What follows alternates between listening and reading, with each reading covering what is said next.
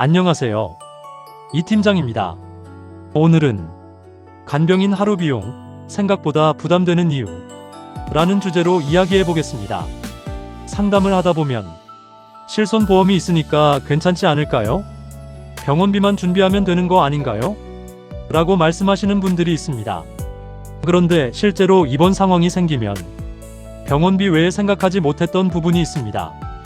바로 간병비입니다. 많은 분들이 병원비는 예상하지만 간병비는 막상 상황이 닥치고 나서야 부담을 느끼는 경우도 있습니다. 오늘은 왜 많은 분들이 간병비를 부담스럽게 느끼는지 이야기해 보겠습니다.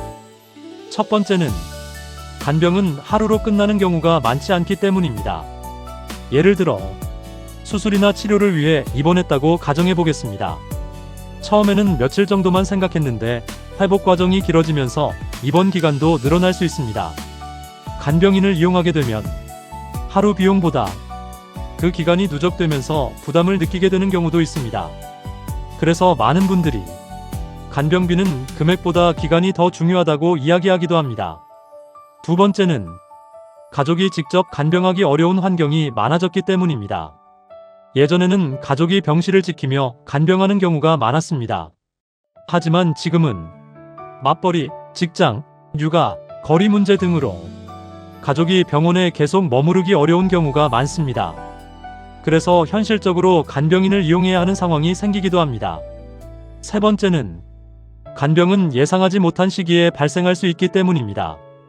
많은 분들이 노후에만 필요한 것이라고 생각하지만 실제로는 사고나 질병으로 인해 예상보다 이른 시기에 간병이 필요한 상황이 생길 수도 있습니다. 그래서 간병은 나이보다 상황의 문제라고 이야기하는 분들도 있습니다. 네 번째는 보호자의 시간도 비용이 될 수 있기 때문입니다.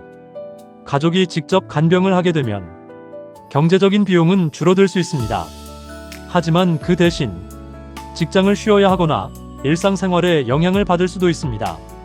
그래서 간병은 단순히 돈의 문제가 아니라 시간과 생활의 문제로 이어지는 경우도 있습니다. 다섯 번째는 퇴원 이후에도 도움이 필요한 상황이 있을 수 있기 때문입니다. 많은 분들이 입원 기간만 생각합니다.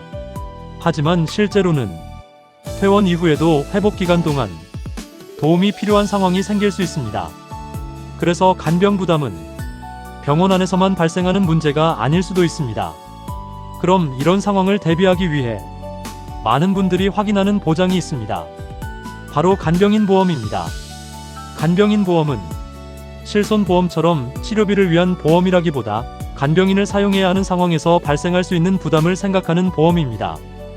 대표적으로 확인하는 특약은 간병인 사용일당 특약, 실제로 간병인을 사용한 상황을 대비하기 위한 보장입니다.